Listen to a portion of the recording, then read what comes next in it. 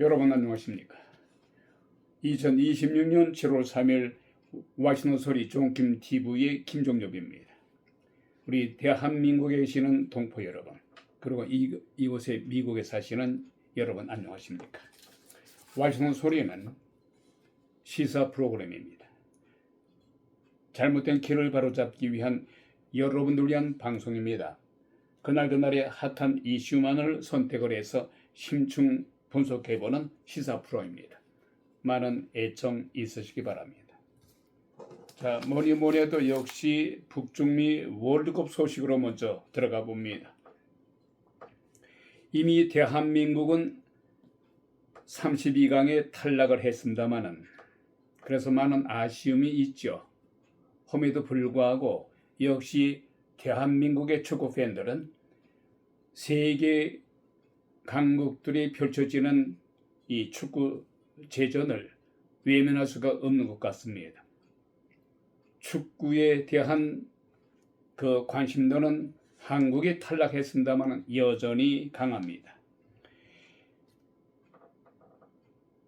오늘 북중미 월드컵에서 32강에 16강을 가기 위한 열전이 벌어졌습니다만 우승 후보 무적 함대 스페인은 오스트리아를 3대0으로 꺾어서 16강에 안착을 했습니다.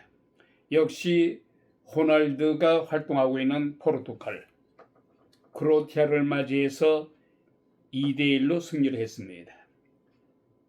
개최국인 미국은 보스니아 헤르체고비나 과거의 유고슬라비아를 맞이해서 2대0으로 꺾어서 16강에 안착을 했습니다. 또 유럽의 벨기에, 아프리카 세네갈을 맞이해서 3대2로 꺾고 16강에 올랐습니다. 축구의 종주국 영국 역시 콩고 민주공화국을 누르고서 해리 케인의 활약에 힘입어서 16강에 올랐습니다. 2대1로 꺾었습니다. 이름으로 해서 북중미 개최국들이 미국과 멕시코, 카나다가 모두 16강 진출에 성공을 해서 많은 관중들을 동원하면서 흥행에 성공하고 있습니다. 한편 내일은 우승 후보 메시아가 소속된 아르헨틴, 그리고 아프리카의 돌풍을 몰고 온 카보베르데의 경기가 벌어집니다. 카보베르데는 인구가 50만밖에 되지 않습니다만은 무적 함대 스페인과 0대0으로 무승부를 했죠. 그리고 남미의 콜롬비아, 아프리카 가나를 맞이해서 경기가 벌어집니다. 유일하게 호주가 아시아를 대표해서 32강에 올라왔습니다만 내일 이집트와의 경기가 벌어집니다. 또 7월 4일은 개최국인 카나다가 네덜란드를 꺾어서 돌풍을 일으키고 있는 모로코와의 경기가 벌어집니다. 특히 모로코는 네덜란드의 경기에서 전후반 90분 경기로서 0대1로 치고 있었어요. 그리고 후반전 1, 2분을 남겨놓고 극적으로 동점골을 터뜨렸습니다. 네덜란드는 완전히 경악하고 말았죠. 그래서 페널티 경기에 임하면서 전후반까지 연장전을 벌였습니다만은 더 이상 득점이 없었죠. 그래서 1대1로 비긴 후에 승부차기로 3대2로 역전승을 거둬서 네덜란드 국민들을 슬픔의 도가니로 몰아넣습니다. 이 모로코가 개최국 카나다와 16강전을 놓고서 경기가 벌어집니다. 역시 독일을 꺾은 남미의 강한 팀은 아닙니다만은 이 파라과이가 독일과의 경기에서 1대0으로 지고 있다가 동점골을 허용했죠. 1대1로 무승부 상태에서 연장전까지 피말리는 경기를 벌였습니다만 승부를 가리지 못한 채 승부차기에서 독일을 꺾어서 역시 독일 국민들을 슬픔의 도가니로 몰아넣었습니다. 그래서 파라과이와 프랑스가 시합하게 됐습니다. 그리고 브라질은 오는 7월 5일 노르웨이와의 16강전을 놓고서 경기가 벌어집니다. 미국은 7월 6일 우승 후보였던 벨기에를 맞아서 또 16강전을 벌일 것으로 기대가 됩니다. 자, 우리 대한민국의 정가 소식입니다. 이재명 대통령의 호남 지역에 광주에다 반도체를 설립하기 위해서 거대한 청사진을 발표했습니다.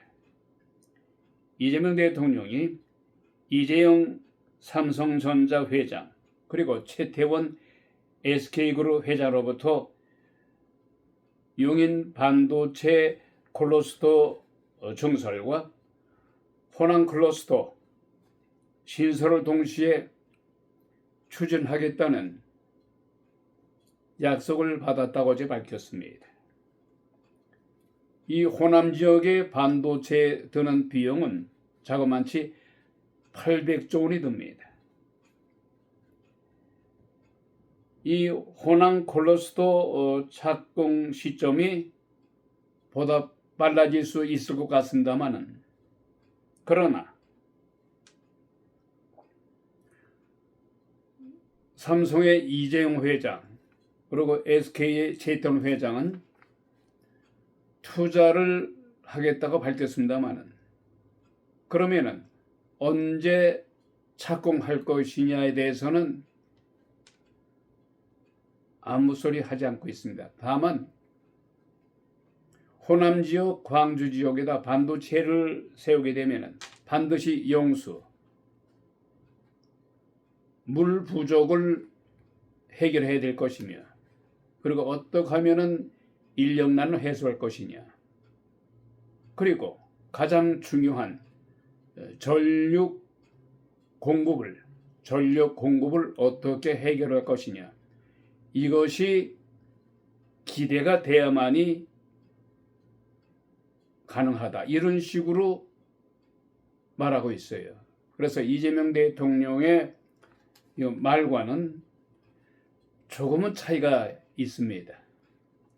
잠시 후에 자세한 내용을 전해드립니다.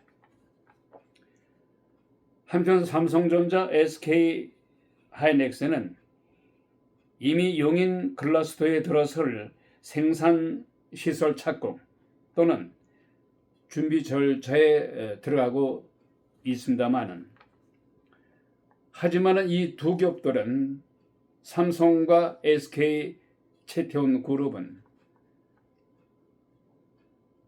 큰 마음으로 청사진을 가지고 이 두 기업들이 참여는 합니다만은 정확한 착공에 대해서는 밝히기를 꺼려하고 있습니다. 이재명 대통령의 호남의 광주 지역에 반도체 공장을 설립하는 데 있어서 강한 의지와 함께 청사진을 밝혔습니다. 즉 이재명 정부의 원대한 지원 속에 이재용 삼성전자 회장 그리고 최태원 SK그룹 회장으로부터 용인 반도체 클러스터 증설과 호남의 클러스터 신설을 동시에 추진하겠다는 약속을 받았다고 저는 30일 밝혔습니다만 이 두 기업들은 호남의 광주에 800조 원을 투입해서 메모리 팹을 각각 두 개씩 총 4개 신설을 하겠다고 밝혔습니다. 그러나 전번에도 말씀드렸습니다만 착공 시설에 대해서는 착공 시점에 대해서는 밝히지 않았습니다. 그래서 뭔가 약간 석연치가 않습니다. 이처럼 삼성전자와 SK 그룹이 800조 원의 크나큰 투자 계획을 밝혔습니다만 그 정확한 착공 시기에 대해서는 말하지 않음으로 해서 광주 지역의 반도체 공장을 설립하는 데 있어서 반드시 필요로 하는 물, 말하면 용수, 그리고 인력, 인프라가 기대가 되어야 된다고 밝힘으로 해서 무엇인가 석연치 않은 그런 감을 주게 됩니다. 또한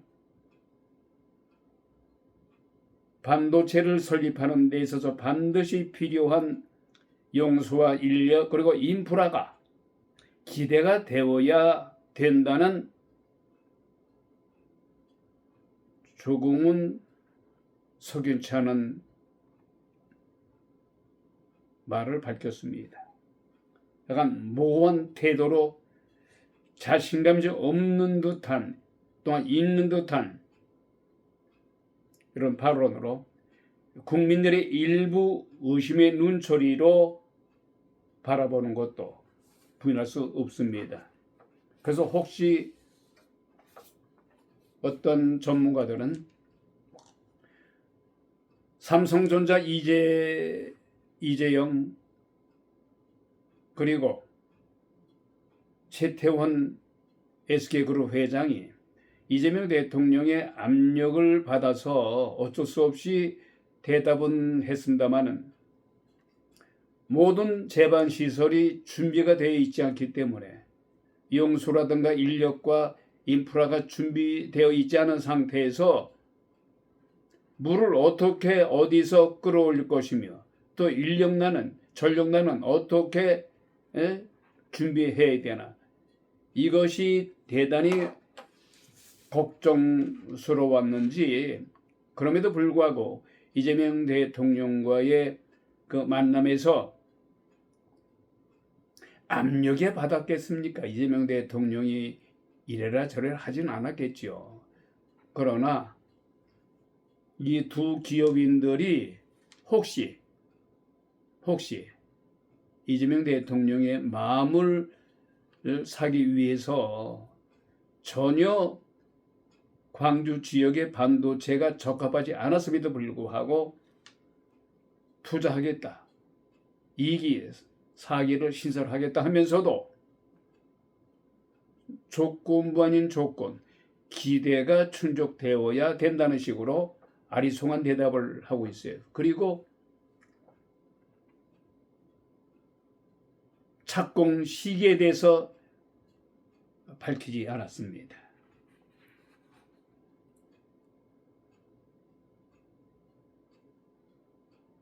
이럴 때에 삼성 대표 이사 부회장인 전현원 씨가 이재명 대통령에게 반도체를 설립하는 데 있어서는 반드시 재생에너지가 필요합니다. 재생에너지를 공급받기 위해서는 역시 반드시 원전 건설이 필요합니다. 원전 건설을 새로 건설하게 되면은 착공 시작하면서 한 4, 5년이 걸려요. 근데 이미 문재인 전 대통령 때 탈원전 정책으로 기존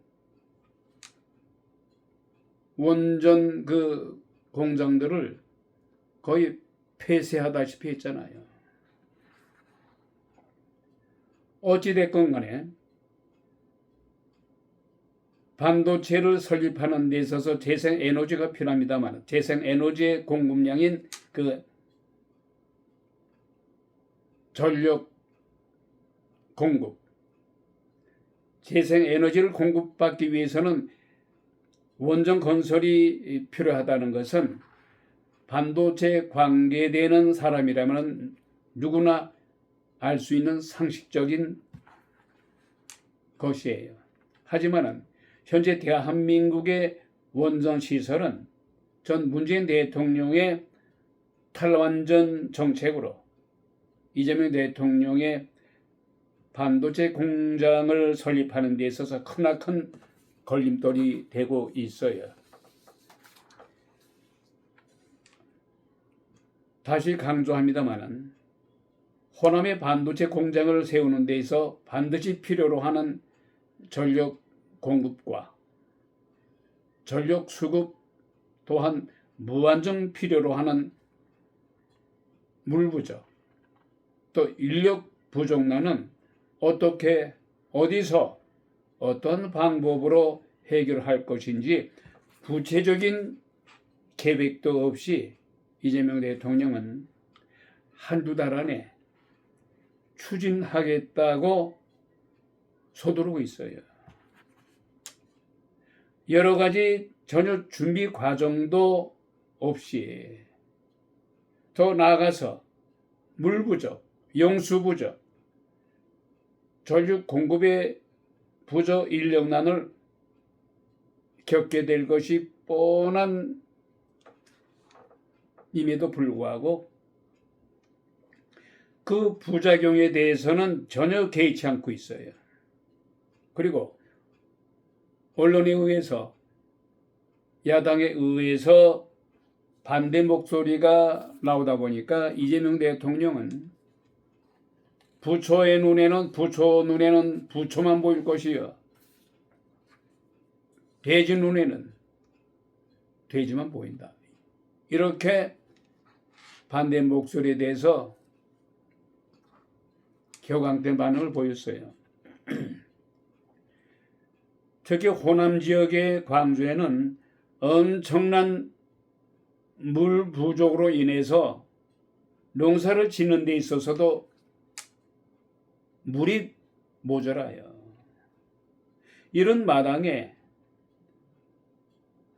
반도체 공장이 들어서게 되면은 24시간 반도체에 필요한 그 용수를 어디서 어떻게 어떤 방법으로 물 공급을 받을 것인지,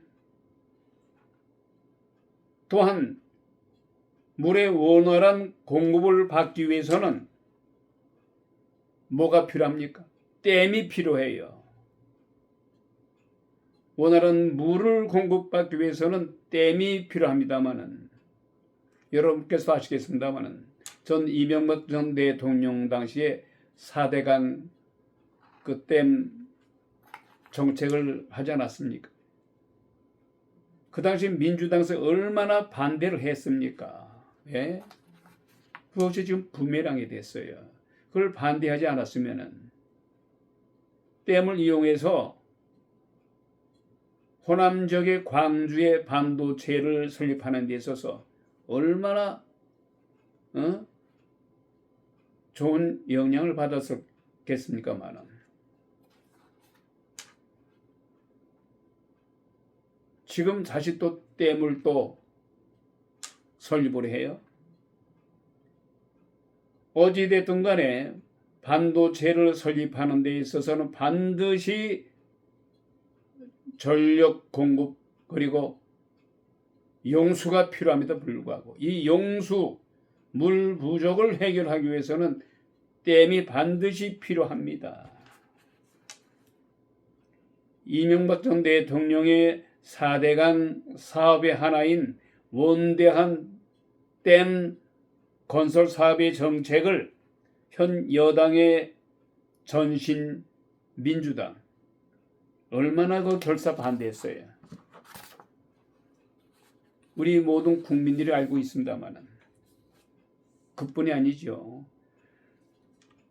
문재인 전 대통령의 탈원전으로 대한민국의 모든 면에서 후퇴와 후퇴를 가져왔음을 상기할 때에 작금에 반도체를 설립하는 데 있어서 꼭 필요한 재생 에너지의 원천인 전력의 공급을 위해서는 역시 원전 건설이 반드시 필요해요. 원전 건설이 반드시 뒤따라야 함은 물론이에요. 이처럼 문재인 정권의 무지하고 무모함의 극치를 여시 보여준 탈원전의 정책이 이처럼 이재명 대통령의 원대하게 청사진을 펼치기 위해서 반도체 건설을 세우는 데 있어서 큰 걸림돌이 되고 있는 거예요.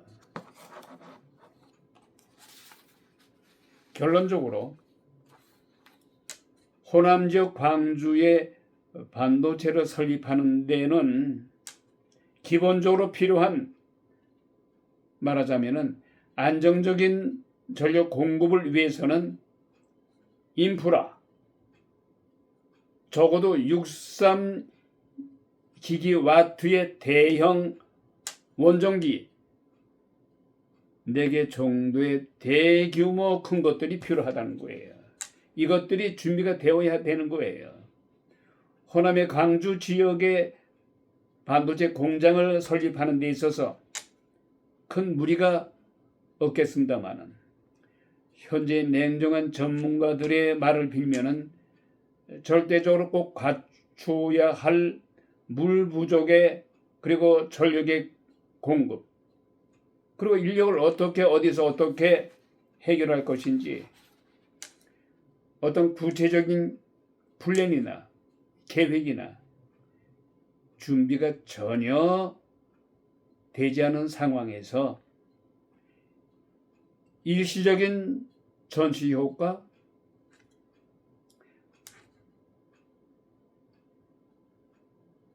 호남인 광주 시민들을 위한 어떠한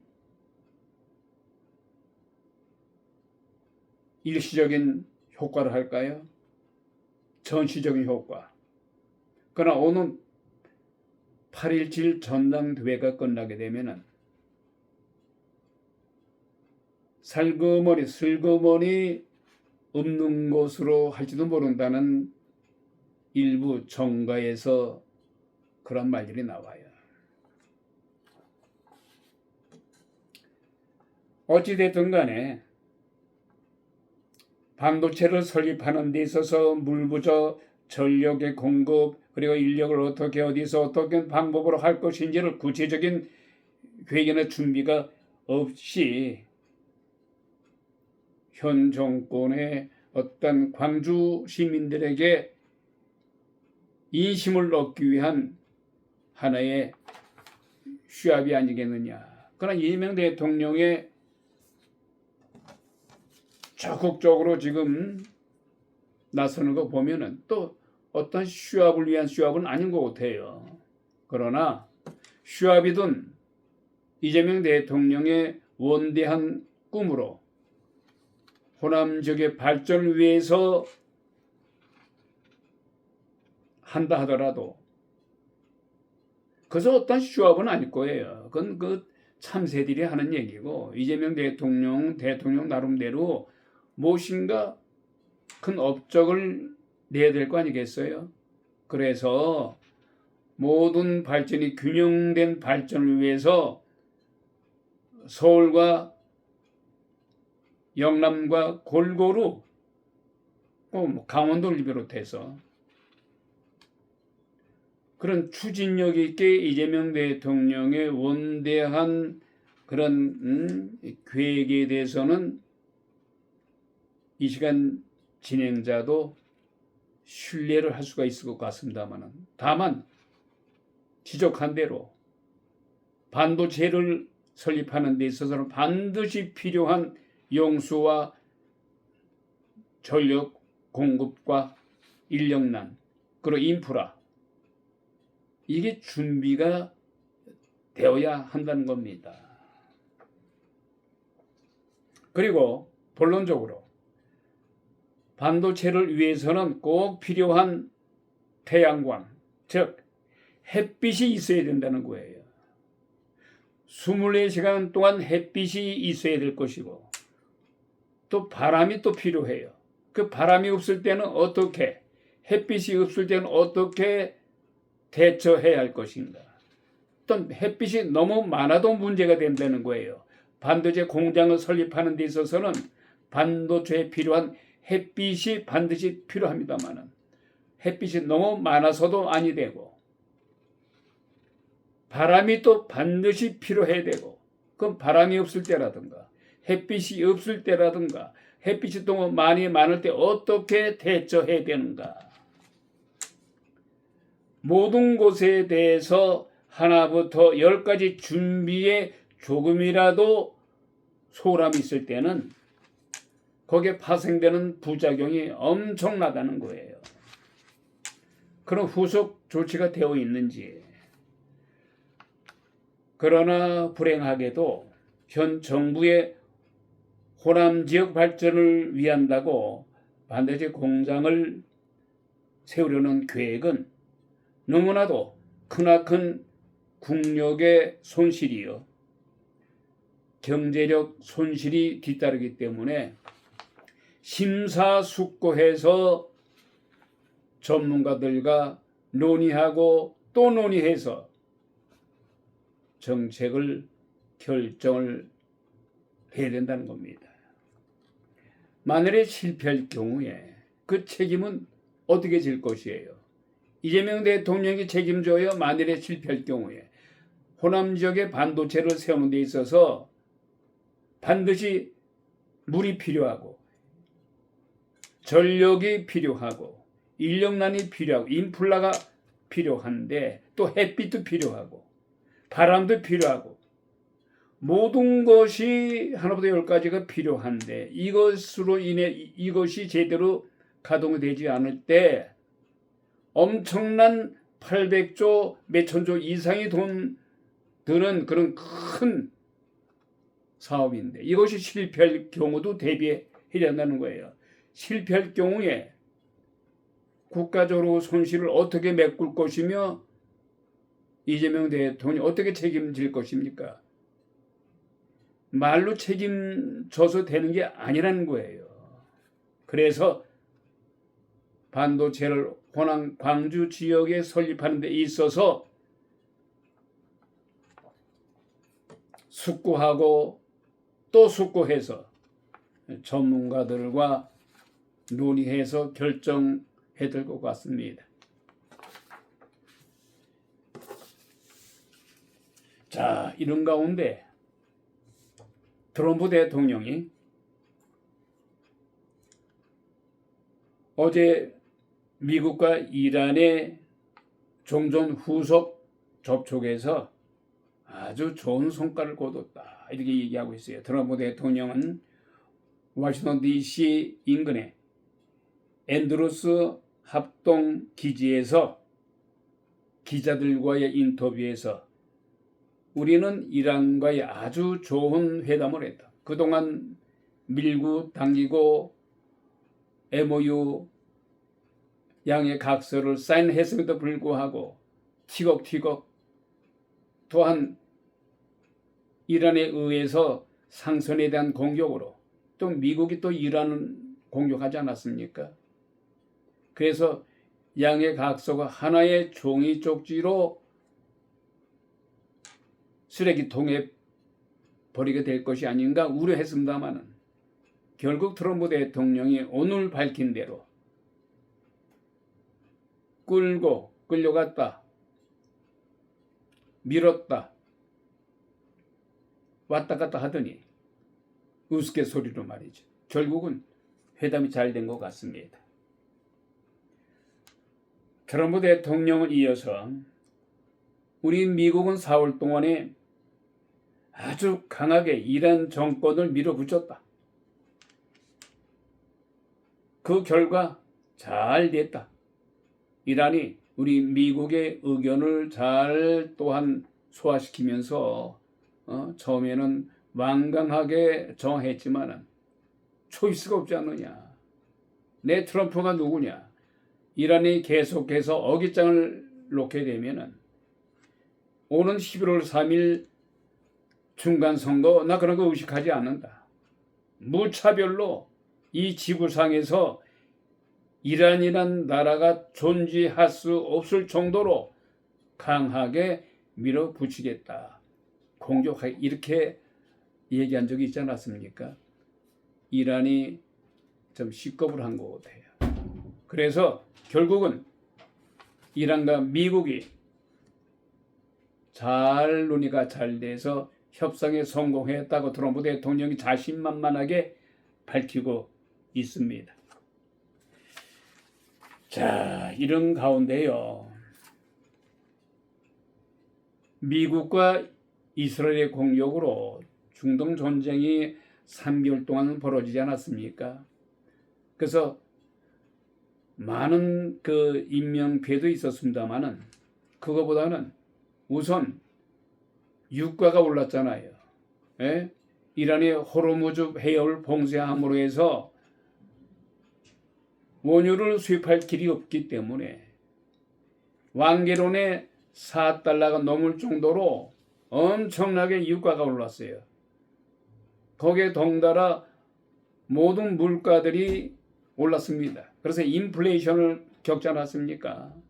살기가 많이 힘들었습니다만 이런 와중에 4년 전에 전쟁 미추광이라 할까요?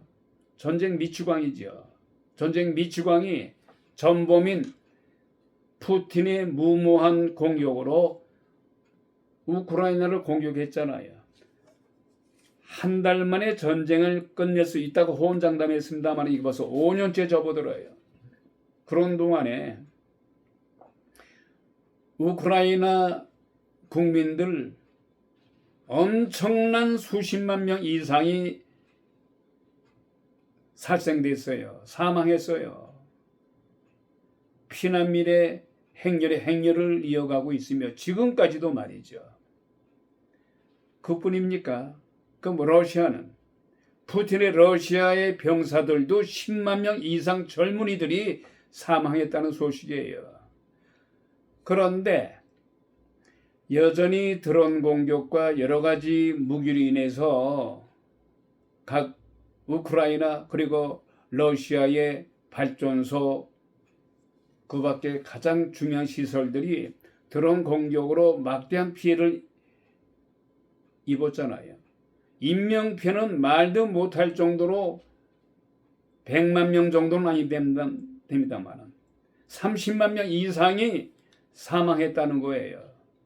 그런데 중동 전쟁으로 인해서 모든 미디어들이 매스컴들이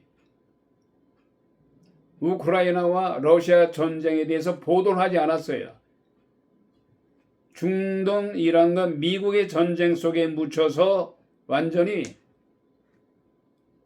세계인들로부터 멀어져 갔어요. 우크라이나, 러시아 국민들이 어떻게 살상이 됐으며 어떻게 사망했으며 어떤 피해를 어떻게 입었는지 도저히 알 수가 없어요. 이제 중동 전쟁이 끝나자마자 잊혀진 전쟁인 우크라이나, 러시아 전쟁에 대해서 또 매스 미디어들이 관심을 갖기 시작하면서 보도하기 시작합니다. 말하자면 오래전 반발한 미국과 이스라엘과의 이란 전쟁으로 인해서 그리고 연이어 터진 중동의 전원은 전 세계 시선을 단숨에 우크라이나 러시아 전쟁을 그냥 묻어버렸어요.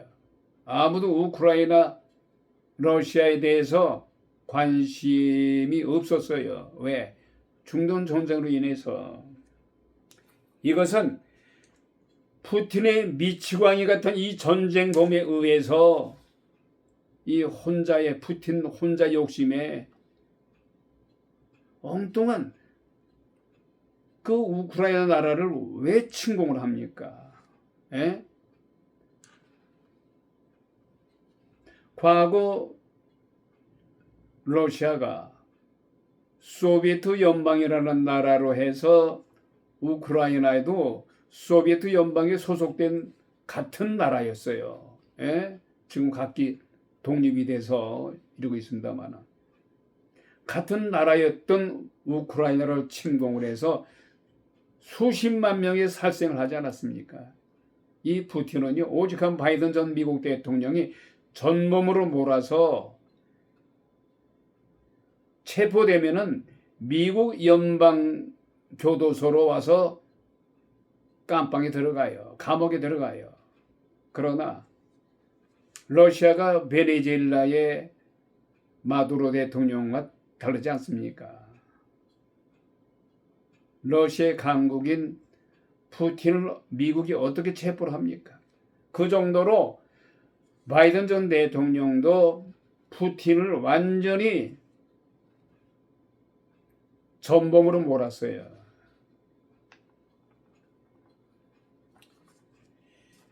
자, 이런 가운데 러시아에서 그처럼 지지를 많이 받던 푸틴이 요즘에 와서 지지세가 폭락하고 있다는 거예요. 우크라이나의 드론 공격으로 발전소가 공격을 당하다 보니까 연연한 드론 공포에 러시아 국민들이 공포에 떨면서 푸틴을 원망하기 시작한다는 겁니다. 우크라이나 정부군의 드론 공습이 러시아 본토 깊숙이 공격을 감행함으로 해서 연료 부족, 그리고 인터넷까지 파괴가 돼서 인터넷이 작동이 안 된다는 거예요. 그래서 푸틴 대통령에 대한 러시아 국민들의 반감으로 푸틴 체제가 흔들리고 있다는 겁니다. 자, 이런 가운데 마지막으로 말이죠. 우리 대한민국과 북한의 군사에 대한 소식을 전해드립니다. 대한민국의 군사력은 현재 세계의 5위 정도로 강군입니다. 미국, 중국, 러시아, 영국, 프랑스. 미국과 중국과는 비교가 안 됩니다만은 그 정도로 세계의 강군을 확보하고 있어요, 한국이. 재래식으로 북한과 전쟁을 한다면은 특히 그 해군에 있어서는 북한과 해군에 있어서 전쟁에 붙는다. 한국군이 백전백승할 거랍니다. 재래식 공격에 있어서 특히 공군에 있어서도 북한은 몇십 년 된 미국에 같은 완전히 아주 낡은 비행기만 갖고 있어요. 그러나 한국은 최신식 전투기를 보유하고 있지 않습니까? 비교가 안 될 정도로 또 경제력에 있어서도 GDP가 30배, 50배 이상 한국이 압도하고 있어요. 예? 그러나 대한민국은 핵 보유국이 아니에요. 북한은 사실상 핵을 보유하고 있기 때문에 이 핵을 보유했다는 것만으로 한국이 북한의 상대가 안 된다는 겁니다. 그렇다면 북한과 한국의 전쟁이 나면 북한이 한국에 대해서 핵을 발사할 것이냐? 아니죠. 아니라는 겁니다. 북한이 핵을 보유하고 있습니다만은 한국에 대해서 핵을 발사했다가는 북한은 이 지도상에서 없어진다는 겁니다. 미국이 가만히 있겠습니까? 그래서 어떤 경우라도 남북 전쟁이 나게 되면은 국지전이 일어날 망정 핵전쟁이라든가 이런 대대적인 그런 전쟁은 일어나지 않을 것이다. 그리고 북한은 어떤 경우라도 핵은 발사 못한다. 다만